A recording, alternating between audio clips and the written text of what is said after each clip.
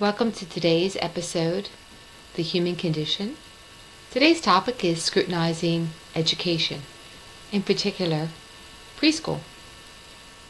It's August 12th. We're on the farm. We're in a bit of a heat wave, but it's that time of year for most of us in the U.S. Children are already back or getting ready to go back to elementary and high school. A key consideration for those families with younger children, the 3 to 6-year-old range, is whether to have them begin attending a preschool or keep on providing learning and social development within the home and family. For some or most families, the question is superfluous, since both parents may already be working outside the home and have their young kids in a childcare or school-type setting already. However, for those who don't, or those who are rethinking their decision, this talk may suit you. In future episodes, I'll look at critical elements of school formats for elementary and secondary education. But for now, let's stick to preschool. And I, of course, have a few questions for your consideration. So, as a mom or dad, what are you sensing, observing, or what is leading or driving you to think about preschool? Are you thinking that this is just the way it is and it's the best thing in particular for your child? If so, why? What is your basis for thinking so? Are you feeling pressure? Other parents or family members saying that your child has to develop social skills with peers. Are you feeling as a parent inadequate in providing a nourishing and stimulating home environment for the student learner? Are there other reasons lurking? Do you feel or think you need to develop other skills beyond parenting and teaching full-time? I could go on with many more questions to drill down to the essential. My point is, first determine with honesty and forthrightness what is going on in your mind, your spouse's mind, your home environment, and those in your social circle who may be influencing you. I want to start with the scenario.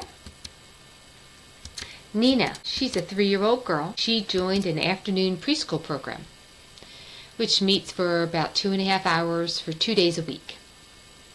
This was her first time attending any structured program or school.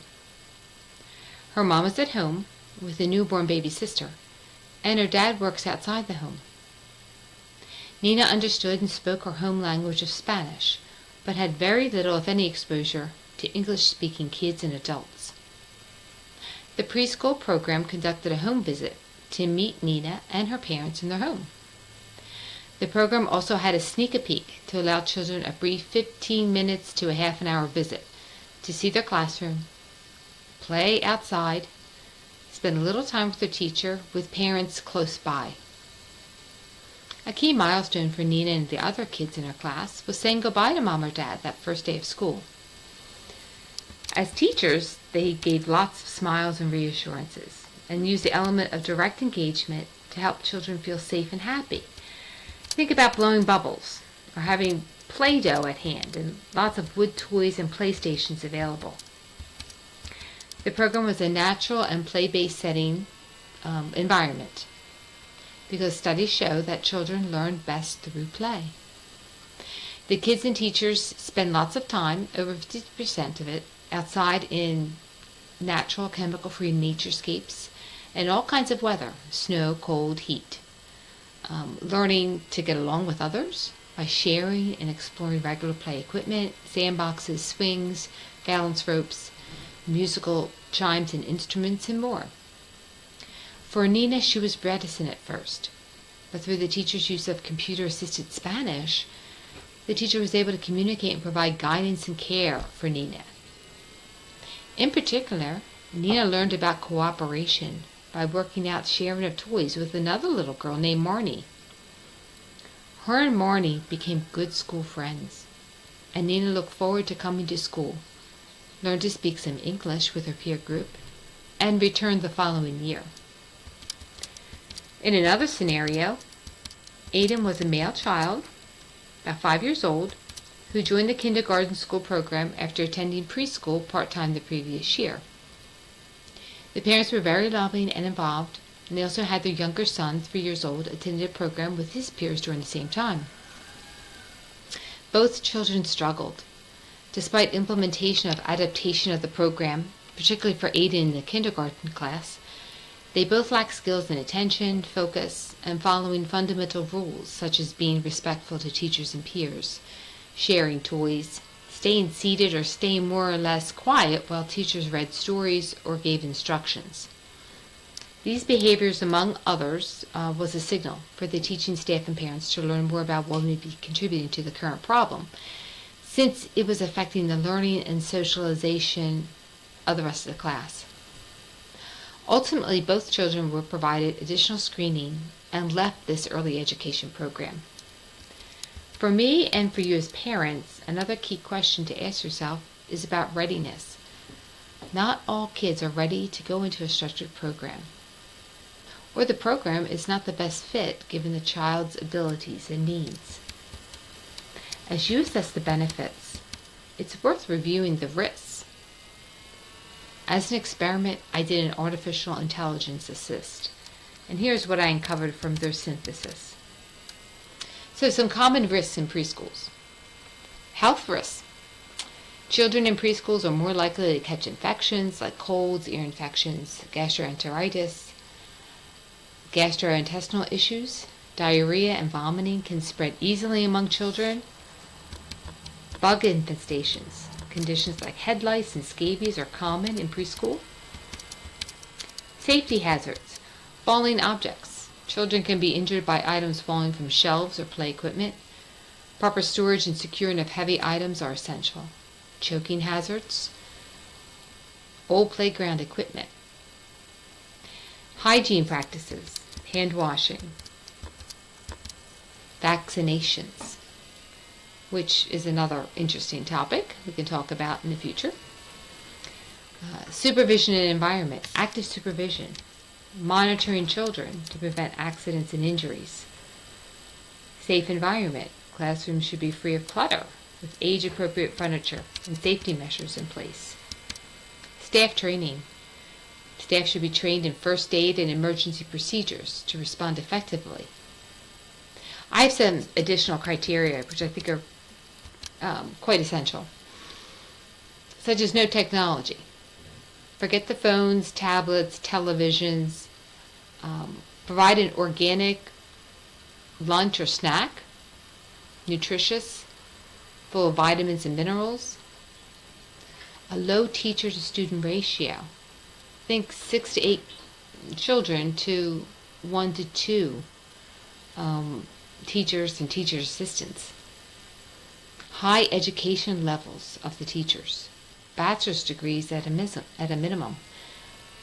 Many opportunities for parental involvement, serving on committees, coming into the classroom, and of course background checks conducted routinely. Our children attended a program for 2 days a week when they turned about 4 years old. It was a Quaker-based program with no electronics used, all organic nutritional lunch and snack foods, and most time spent outdoors in play-based learning experiences. Think of listening walks, sketching wildlife, small animal caretaking such as rabbits and chicks, many storytelling sessions, and basic science inquiry activities. As parents, we were involved in the school in terms of volunteering our time for special programs and events. I liked the program and staff so much that after my children were there for a while, I joined the team part-time in the afternoons. It was an experience that I will always treasure. Now, some of these programs may or may be less expensive side, with some giving grants and stipends to assist lower-income families to afford to send their little ones. However, if you're on the fence about having your child attend at all, don't feel like you are doing a disservice to your kids. As long as you provide the nurturance and play-based opportunities which they are ready to do. So just to bolster this view, in one study it is reported that as long as you provide stimulating learning experience for your child, that you spend time with the child in the home and outside, you play with the child, and give them their own space in the home. Think of like a learning center or like a desk. That will help support their creativity. Additionally, more people are discovering that the flexibility for home-based preschool outweighs the structure of a preschool curriculum and are signing up to programs that are led by parents. In these programs, parents take on roles in the classroom and help with activities or lead activities which will support the learning environment. They are community focused with high parental engagement.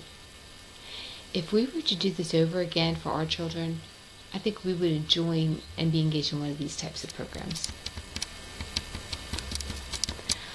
I hope I gave you some food for thought.